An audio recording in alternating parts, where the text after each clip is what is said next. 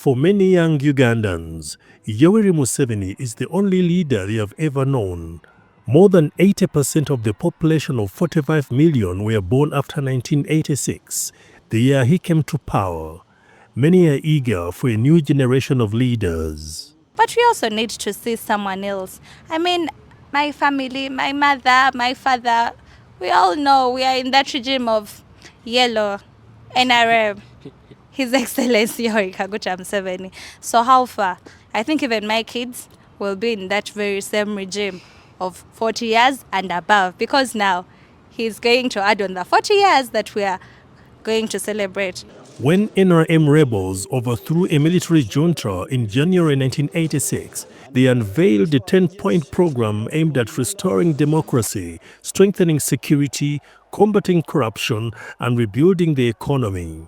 Today, soldiers who fought alongside Museveni then believe those objectives have largely been achieved under his presidency.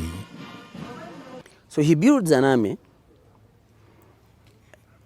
with a country that is having a third cut off by rebellion. Eastern Uganda had a rebellion, Northern Uganda there was a rebellion, Northwestern Uganda, Western region also had a rebellion. So with only 2/3 of the country, you build an economy, you build an army, every infrastructure, name it. Museveni's supporters say Uganda's economic performance is evidence of progress in the decades he has led the country. When you look at the variables which measure economic performance, for example, the rate at which we are growing, the economy itself, we have been able to sustain growth from 1986 to date at an average of 6.5%. There are few countries in the world which have registered that growth. So it shows you that this growth was not sporadic. It was not a one-off. It was not accidental.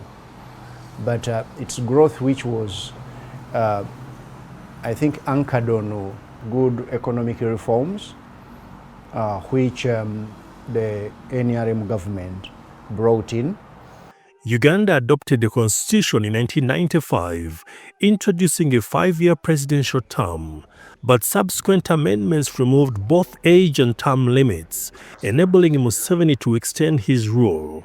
Critics and opposition parties argue that it has hindered political and institutional development.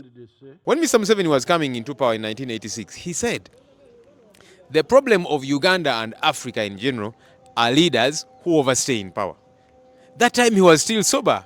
So he had just come into power and he was, coming off as a reformist.